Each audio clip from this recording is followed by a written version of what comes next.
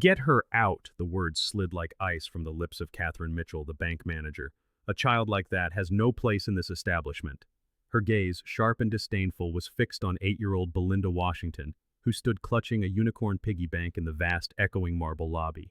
Within moments, Catherine was on the phone to the police, her voice rising in manufactured panic, claiming a small black girl was disrupting their business. The other employees, catching their cue, began to close in, forming a silent wall of hostility around the child. Belinda was simply there to make her first solo deposit, yet she found herself the focus of a cold, baseless judgment. She clearly doesn't belong here, Brad, the assistant manager, muttered, his voice a stage whisper meant for the nearby customers. This is an upscale bank, not a playground for inner-city kids. Susan, the senior teller, added with a sneer. Look at her, so confident, like she owns the place. Someone ought to teach her a lesson. Through it all, the little girl stood her ground, silent. She was here to deposit the money her mother had helped her save into the account her mother had opened for her. But what these employees, wrapped in their prejudice, could not possibly know was that the child they were humiliating was no ordinary girl.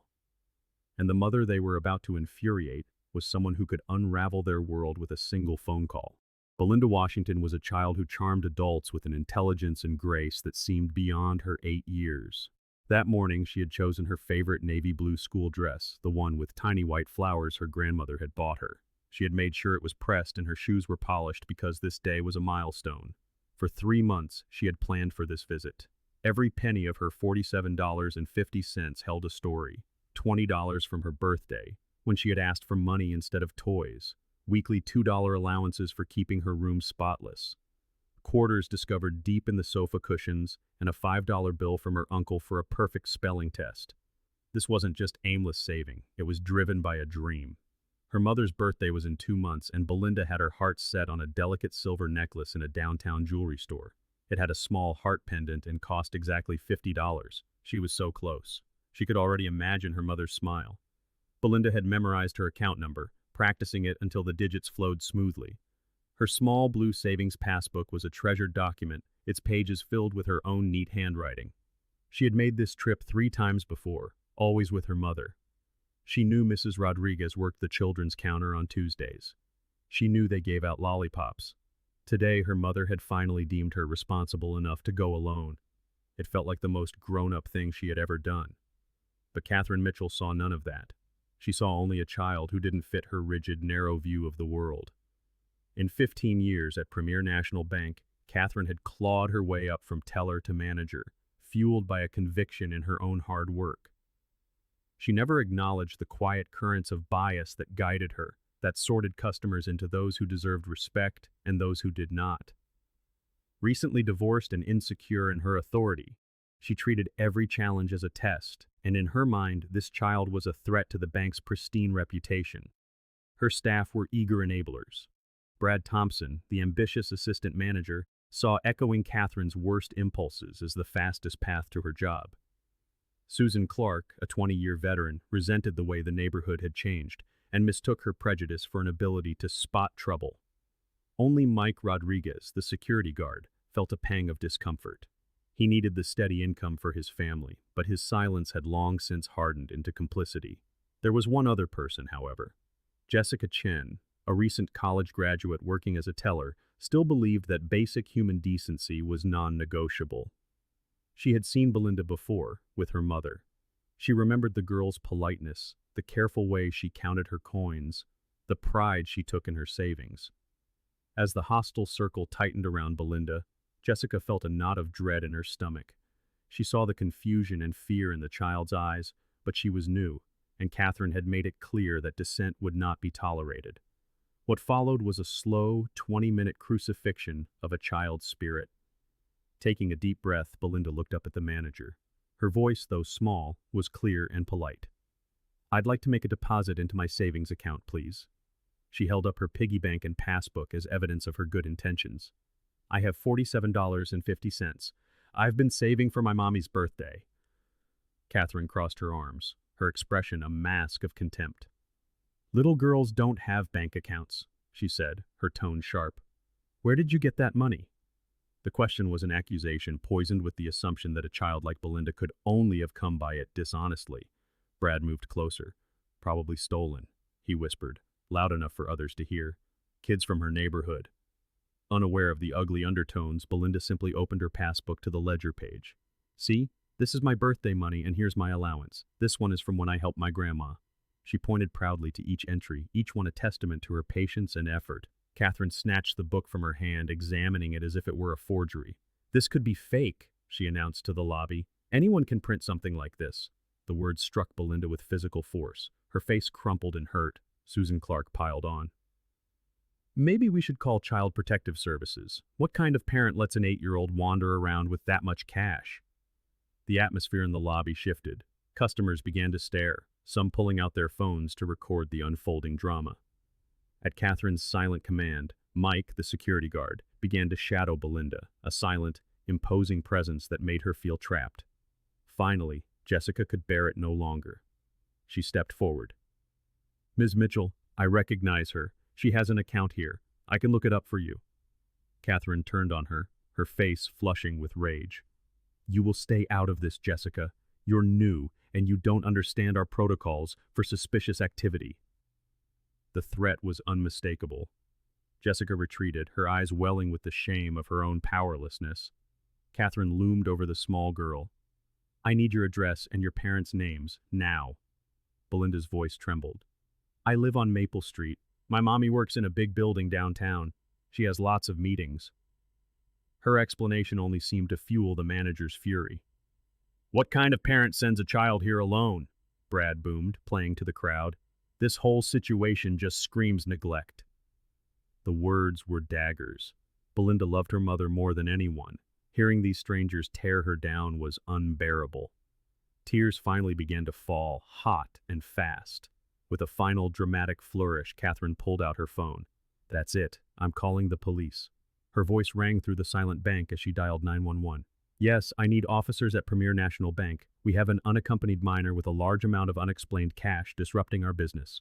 At the word police, Belinda broke into desperate sobs, the sound of a terrified child who could not understand why the world had turned so cruel. Through her tears, she clutched her unicorn bank to her chest, a fragile shield for her broken dream. As she stood crying, surrounded by a ring of cold, judgmental faces, no one in that bank could imagine the storm that was about to break. Because the woman on her way to them was not just a mother. She was the reckoning they had brought upon themselves. The first clue that they had made a catastrophic error came from Officer Martinez. Kneeling down to Belinda's level, he began to ask gentle questions. Through her sobs, she repeated what she knew. My mommy works in a big building downtown. She has a very important job. She talks about money and business all day. Catherine rolled her eyes, convinced the girl was fabricating a fantasy. But as Belinda calmed down, she began to speak with an unnerving clarity. My savings account has a very good interest rate, she told the officer. Mommy taught me about compound interest and how building assets early is important for long-term financial security. Officer Martinez glanced at his partner. This was not the vocabulary of a neglected child. This was the language of privilege, of boardrooms, and financial planning. The bank staff, however, heard nothing. Blinded by prejudice, they couldn't process information that contradicted their narrative. Belinda continued, dropping hints that should have sent a chill down their spines. Mommy always says customer service is the most important part of banking. She says if you don't treat people with respect, you shouldn't be in the financial industry. Brad Thompson actually chuckled. Quite an imagination, he murmured to Susan. Next, she'll tell us her mom runs the Federal Reserve. But Officer Martinez was listening, and a deep sense of unease was beginning to settle over him.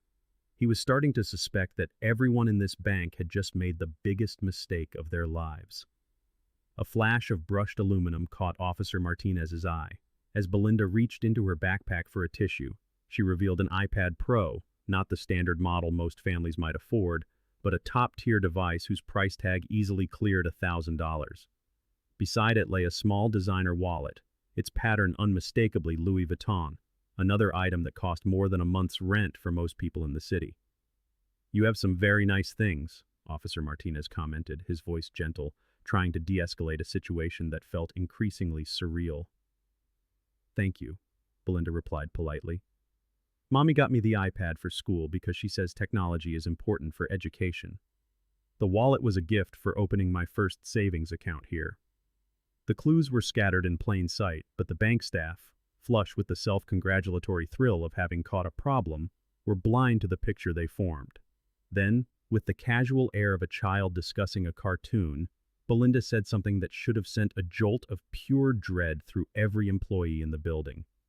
"My mommy taught me about FDIC insurance," Belinda said conversationally, "and how banks have federal rules for how they treat customers.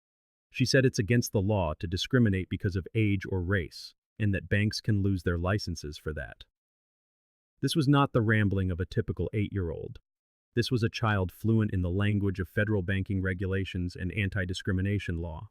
But Catherine, intoxicated by her petty authority, heard only the chatter of a child, not the clear recitation of legal statutes. A knot of unease tightened in Officer Johnson's stomach.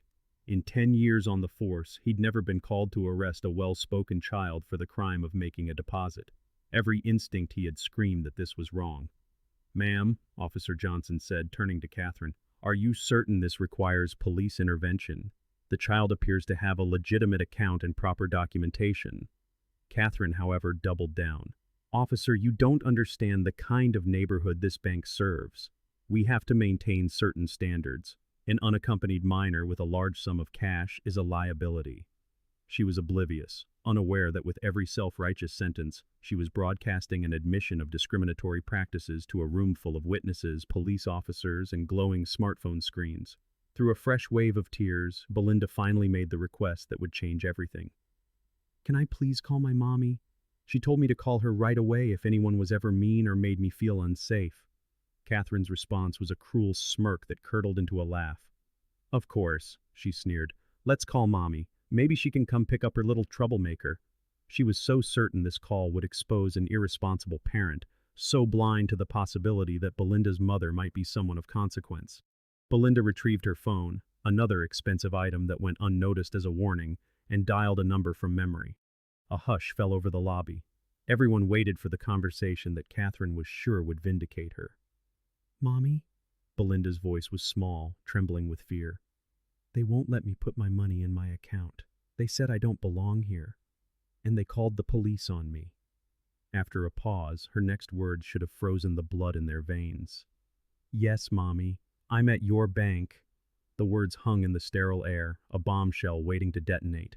Yet instead of panic, the staff responded with derision. "Kid thinks her mom owns the bank," Brad scoffed, loud enough for the whole lobby to hear.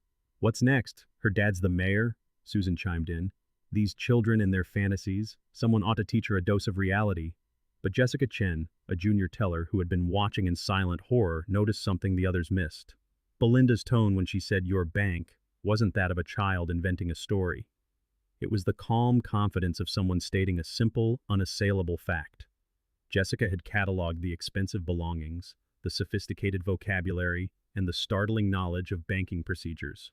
Unlike her colleagues, she was beginning to suspect that this little girl was not the problem at all. As Belinda continued, she whispered details into the phone that should have been klaxons in the minds of the staff. "The mean lady's name is Catherine Mitchell. She's the one who said I don't belong here." She spoke the full name with a precision that suggested it was familiar, a name discussed in her household. But Catherine, basking in her perceived victory, was oblivious. "See, officers," she said smugly, "already making accusations. This is exactly why we have these policies." Officer Martinez, however, was watching Belinda's face. He saw not a troublemaker, but a child maintaining a polite and respectful composure under immense pressure, displaying an emotional control most adults lacked. "Mommy's coming right now," Belinda announced after hanging up. "She said she'll be here in 5 minutes. Catherine's smirk widened. "Good. We can finally have a talk with your mother about proper supervision." She had just gleefully announced her own professional execution.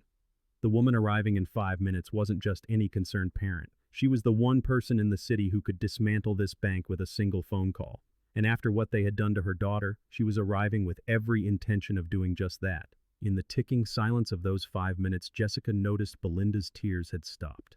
She now stood with a quiet resolve, the posture of someone who knows, with absolute certainty, that justice is on its way. The next 10 minutes would become the most devastating in the history of Premier National Bank. A single conversation that would expose years of systemic rot and obliterate multiple careers. The elevator doors slid open with a soft chime that sounded, in the tense silence, like a gavel. When Victoria Washington stepped out, the very atmosphere in the lobby shifted.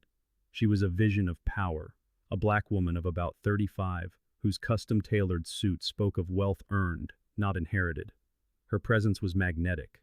Conversations died, phones were lowered, and every head turned. It wasn't just her appearance. It was the quiet, unassailable confidence of a person who did not need to ask for respect, but commanded it by simply existing. The sharp, rhythmic click of her heels on the marble floor was the only sound, a metronome counting down the final seconds of several careers. The bank president, Robert Harrison, who had been hiding in his office, went white as a sheet when his secretary whispered in his ear. He scrambled out, nearly tripping, his face a mask of pure terror. He knew instantly that the most powerful woman in the city's financial sector had just arrived to find her child being humiliated by his staff. "Oh my God," Jessica Chen whispered to herself, recognizing the face from countless financial news sites. "That's Victoria Washington." But Catherine Mitchell, the architect of the disaster, recognized nothing. Blinded by her own authority, she stepped forward aggressively to confront the newcomer. Victoria's eyes scanned the scene like a laser, taking in her daughter, tear-streaked and clutching her piggy bank. The two uncomfortable police officers, and the bank employees, their faces a mixture of smugness and dawning panic. Her voice cut through the silence, not loud but carrying an authority that demanded obedience. "Officers, release my daughter immediately." It was not a request, it was an order. But Catherine, still drunk on power, stepped between them. "Ma'am, you can't just waltz in here making demands. We are handling a situation involving—" Victoria's reply stopped her cold. "I can do precisely what I want, Ms. Mitchell," she said, her voice dangerously quiet. "This is my bank." The statement landed with the force of a physical blow. A collective gasp rippled through the onlookers. Catherine's face, once flushed with indignation, turned a ghostly white. Brad Thompson's jaw dropped. Susan Clark made a small, choking sound, but Victoria wasn't finished. She walked directly to Belinda, her heels clicking like a countdown to judgment. She knelt to look her daughter in the eyes, and her voice, now filled with a mother's gentle love, asked, "Are you okay, baby? Did anyone hurt you?" Belinda collapsed into her mother's arms. "Mommy, they said I don't belong here. They said my money was fake and they called the police." Victoria held her for a long moment, but when she rose to her full height, the gentle mother vanished. In her place stood a titan of finance, a woman whose child had been threatened, whose domain had been corrupted by bigotry, and who now held the power to burn it all to the ground. She turned to Catherine, her eyes like ice. "You called the police on an 8-year-old making a legitimate transaction?" Her voice was calm, controlled, and utterly terrifying. "Ms. Mitchell, do you have any idea what you've done? My daughter has been a client here for 2 years. She has made deposits with me standing right beside her." Robert Harrison finally found his voice. "Ms. Washington, I am so deeply sorry. This is completely unacceptable." Victoria raised a single hand, and the bank president fell silent. "Mr. Harrison, I want to see the security footage. All of it. Right now." The footage was a damning indictment, showing not just the intimidation of Belinda, but months of subtly different, discriminatory treatment toward minority customers, a pattern leadership had clearly ignored. As it played, Victoria began to speak, her voice a level current in the terrified silence. "My name is Victoria Washington. I am the CEO and founder of the Washington Financial Group. I am the primary shareholder in Premier National Bank, holding a 67% stake in this very building. I sit on the board of directors of 3 other major financial institutions in this city." With each sentence, the color drained further from the faces around her. They hadn't just insulted a customer, they had humiliated the child of the most powerful person in their industry. "My daughter's savings account has been active for 2 years, Victoria continued. "Every deposit is legitimate, from birthdays, allowances, and chores. I taught her to be financially responsible." She turned her gaze directly on Catherine, her voice dropping to a near whisper that was more menacing than any shout. "And you, Ms. Mitchell, called the police on my child because you decided a little black girl couldn't possibly have earned $47. The silence that followed was absolute. Everyone in the building knew they were witnessing the end of careers, and perhaps the end of the bank itself. The consequences were immediate and catastrophic. Catherine Mitchell began to tremble, stammering. Ms. Washington, I, I had no idea. I was just following protocol. Her excuses trailed off into the silent, unforgiving air. Brad and Susan immediately tried to distance themselves, throwing Catherine under the bus. I was just following Ms. Mitchell's lead, Brad said, his hands raised defensively. Exactly, Susan added frantically. This was purely about procedure.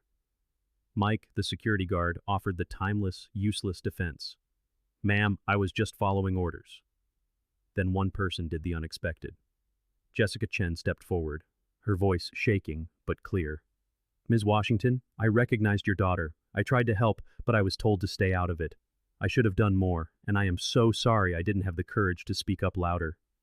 Victoria gave the young woman a brief, appraising look that held a flicker of respect before turning her attention back to the others, dissecting their actions with surgical precision. Ms. Mitchell, she began, I have watched you assume my daughter was a criminal based on the color of her skin. I have seen you intimidate an 8-year-old child in a manner that would be considered harassment if directed at an adult. Catherine tried to protest, but Victoria's voice rolled over her. Mr. Thompson, I watched you whisper that my daughter's money was probably stolen within 30 seconds of her arrival. I heard you question my parenting based on nothing more than racist stereotypes. Brad flushed a deep, mottled red.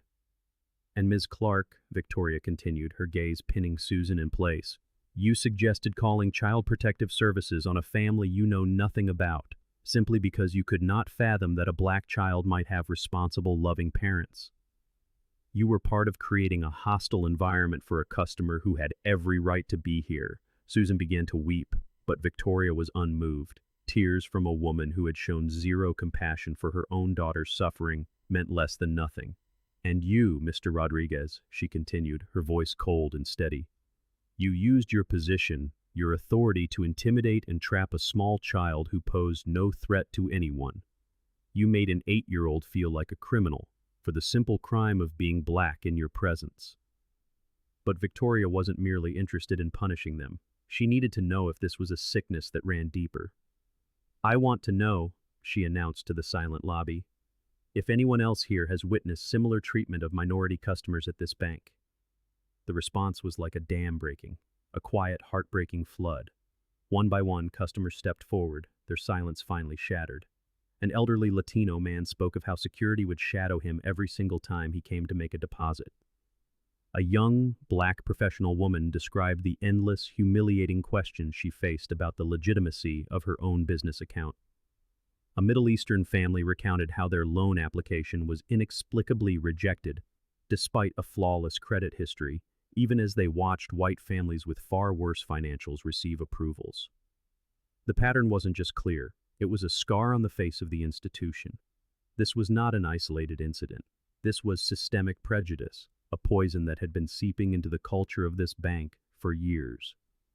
As the testimonies mounted, a quiet resolve hardened within Victoria. This moment had to become more than a personal victory. She turned to Belinda, who had been absorbing everything with a solemn quietness. Sweetheart, I want you to tell everyone here how they made you feel. Use your own words. Don't you worry about hurting anyone's feelings. They need to hear this. What came from the 8-year-old's mouth next stunned every adult in the room into absolute silence.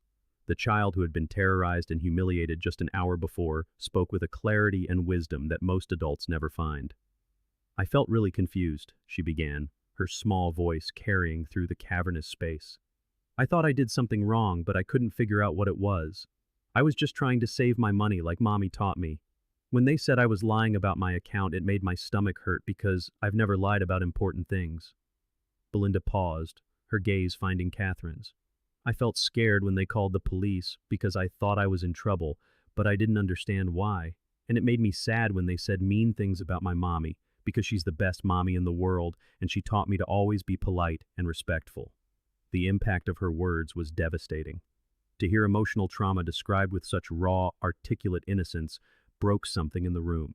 Several customers were now openly crying, the full weight of the afternoon's cruelty finally settling upon them. But then, Belinda said something that spoke to a resilience that was nothing short of miraculous. I still want to make my deposit, though. I've been saving this money for 3 months, and I want to buy my mommy a birthday present. Just because some people were mean doesn't mean I should give up on my dreams. That simple, powerful statement from a child who had every right to be broken left the adults in the room utterly ashamed. Victoria's response was swift. She turned to Robert Harrison, the bank president, who had been standing by in a state of terrified paralysis. "Mr. Harrison, effective immediately, Ms. Mitchell, Mr. Thompson, Ms. Clark, and Mr. Rodriguez are terminated. Their final paychecks will include severance, but they will never work in this banking system again. I will personally see to it that their discriminatory actions are reported to every financial institution in this city." The four employees watched their careers evaporate in an instant. Catherine sobbed uncontrollably. Brad began to plead for a second chance.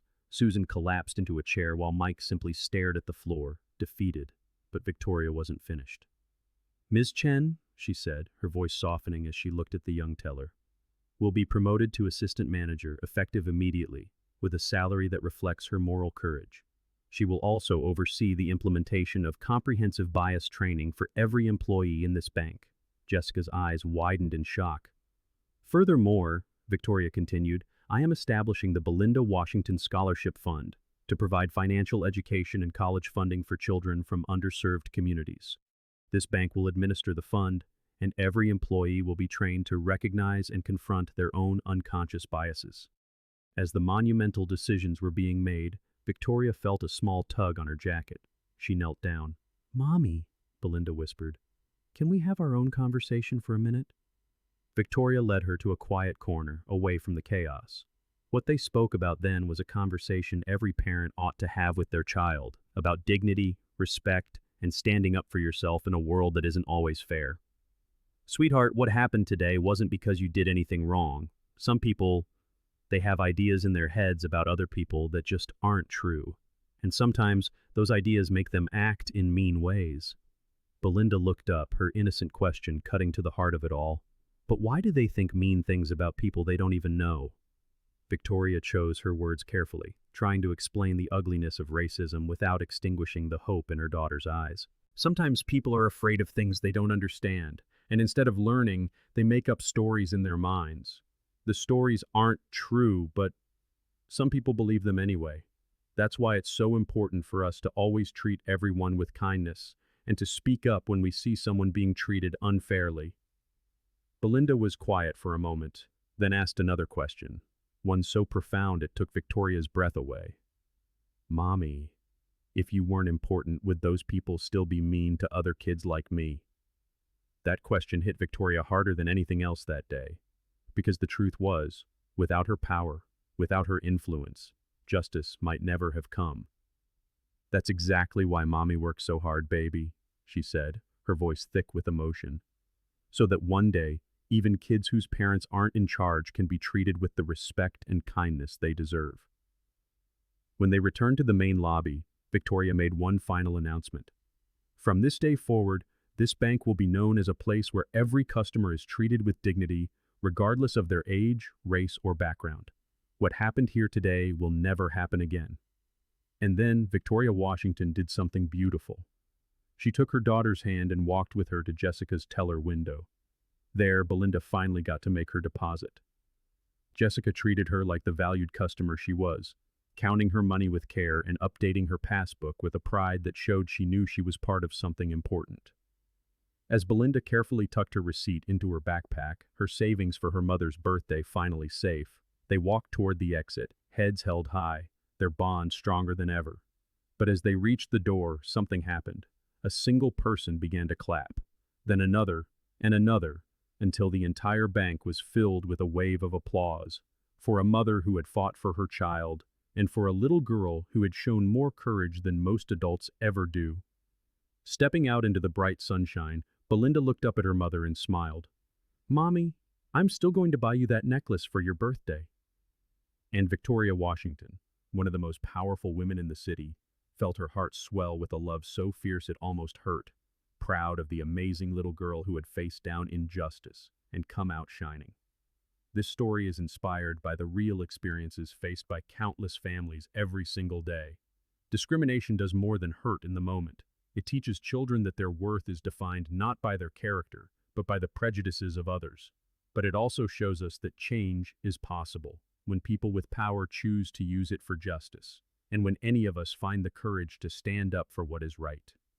If this story moved you and made you think about how we can all do better, please consider hitting that subscribe button and sharing this with someone who needs to hear it.